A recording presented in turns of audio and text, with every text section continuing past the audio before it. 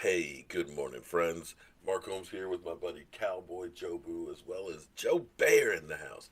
And as always, I want to thank you guys for watching, commenting, subscribing, and being part of the Joe Boo Sports Report. Without you guys, this literally does not work. I mean, seriously, it does not work. And now more than ever. So let's get open for business here, and let's wake up the football gods. There we go. Okay, so I don't want to. Some people are like, man, don't talk about the situation that's going on and this, that, and the other. But I'm not going to do doom and gloom and things like that. I'm just going to say what I've been saying all along, and that is keep your ass at home. Keep it at home. Listen, a lot of areas are beginning to be asked to stay home, basically voluntarily. Okay, if you haven't had your area yet to be in that situation, be thankful because that means it hasn't gotten there yet. Okay? It hasn't gotten there yet. The sooner you stay away from everybody, the sooner or the less the lessen the severity of it will be in your area. 2 weeks ago, we just heard about a few cases in Seattle, Washington. We thought, meh, okay, that's up in Washington State, man. It's no big deal. Then we heard of a few cases in New York City. And now look at it. Doctors are pleading with us who are in Italy that are overwhelmed. Don't wait. Don't wait for your government to save you. Do the right thing. You can have it and not know that you have it for days. In which case, if you have it, you go around a bunch of people, they have it. They don't know they have it. They go around a bunch of people, they go have it. And so on. That's how it spreads. Listen, I'm here on social media, right here, talking to you. We have Facebook Live, we got Facebook, and Skype. If we are to get this thing done and over with, stay home. Watch YouTube. Work from home. Reinvent yourself. Do like I did. I shampooed the carpet down here and I'm rearranging the man cave. Money wise, listen, it's going to be a struggle for all of us. But the best thing you can do for yourself, for your family, for everybody is keep away from everybody. If you must go out, don't hoard. Get just enough for what you need. Get what you need, keep social distance, and get back home.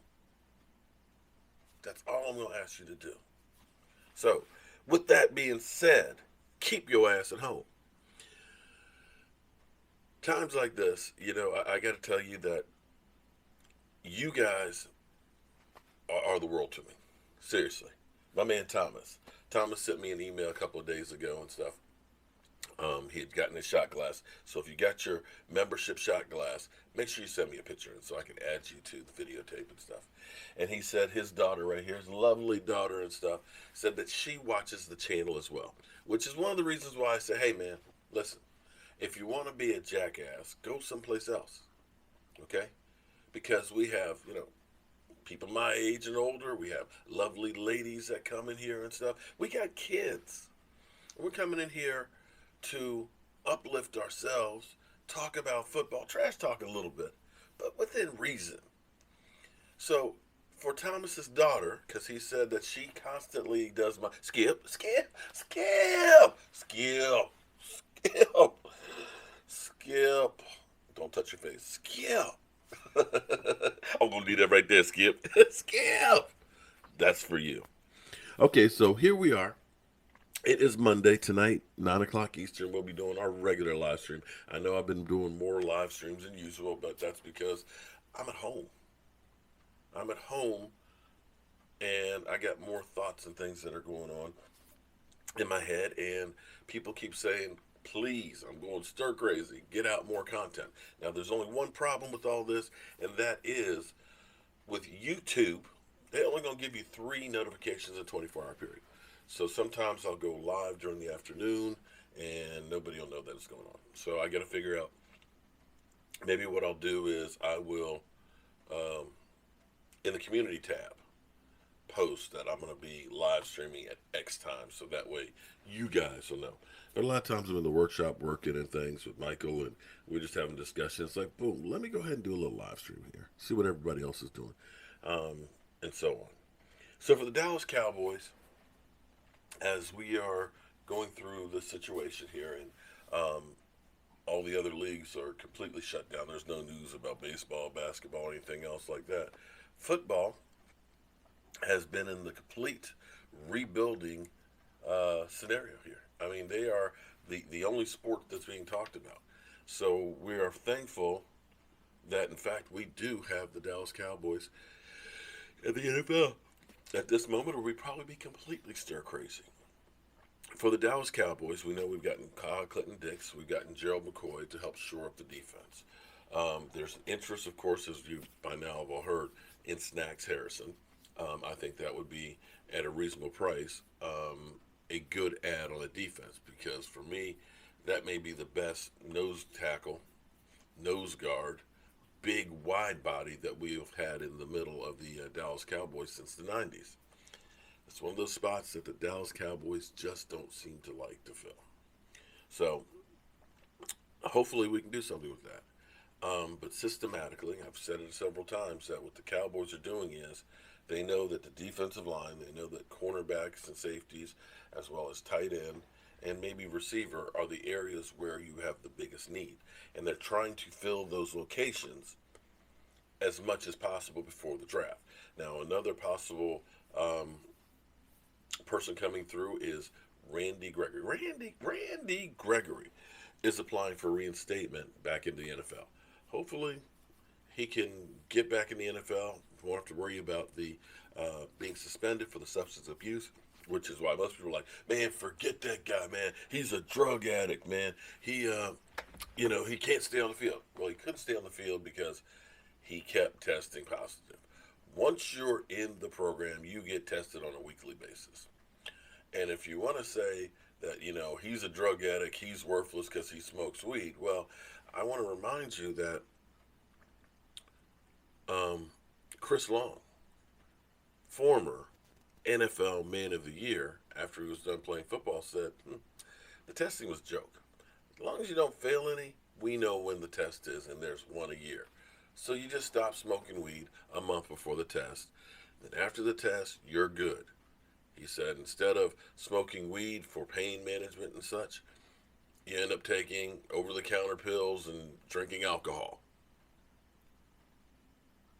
So if you think that Randy Gregory was the only guy in the NFL smoking weed, hate to tell you, you don't know Jack. One more shout out today. A lot of times I get help with all the stuff that I do because of great fans that end up sending me articles or reminding me of things because I get forgetful. If you tell me something, boom, it'll spark something, but I don't necessarily remember it. But Omar came across an article which is similar to a video that I did, I'm sure I've done, talking about how difficult it is to get a franchise quarterback. Because I keep seeing the same thing about, we should trade Dak Prescott to Miami and just draft a quarterback. And I've kind of said this, I think probably if I had $1 for every time I've said it, I'd probably be a millionaire. But drafting a quarterback in the NFL is damn near impossible. You can draft one, but getting one that's good, it's few and far between. And I know I went through this because I've talked about this. Think about 2010. These are the quarterbacks that were drafted. Sam Bradford, who was the last of the big-time spenders here, who had a $54 million contract coming out of college. Sam Bradford, Tim Tebow, Jimmy Clausen, Colt McCoy, Mike Kaffa, John Selton, Jonathan Compton, Rusty Smith, Don LaFleur, Tony Pike, Levi Brown, Sean Canfield, and Zach Robinson. That was a whole draft of quarterbacks. Sam Bradford is, well, you could say Tim Tebow did go to the playoffs, um, but he lasted 1 year. Look at this. This is year starting.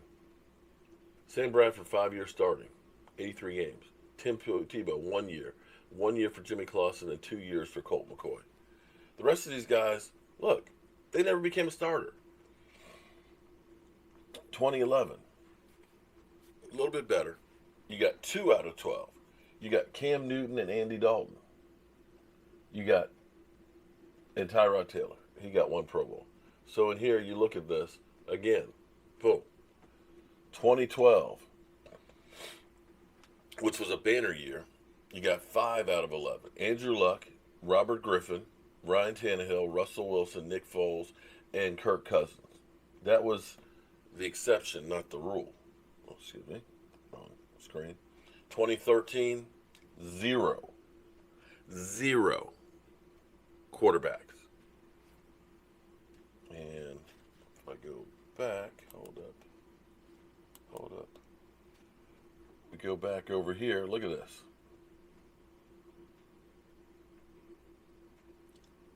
Boom. 2014. Messed up. 2014. Boom. Look at this. 3 out of 14 quarterbacks actually have a starting role. Derek Carr, Jimmy Garoppolo, and Teddy Bridgewater. That's it. So when you think of, Dak's a bum, we can just replace him. Okay. There's not a lot of guys out there that work out in a draft. Not a lot.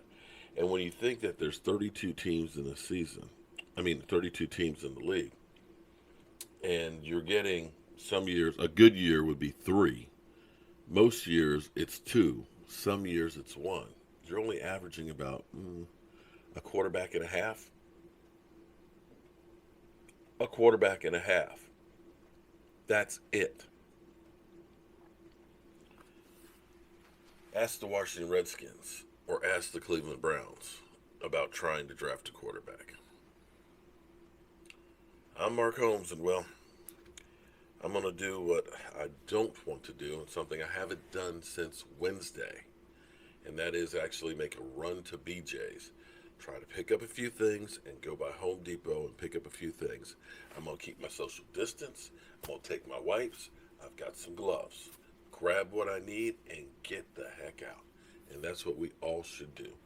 Thoughts and prayers to everybody out there. Especially, let me give a shout out to the people who normally are forgotten about. Delivery workers. People in grocery stores keeping those shelves stocked. People working at Walmart. Delivery men from FedEx to the Postal Service to Domino's and DoorDash and things like that.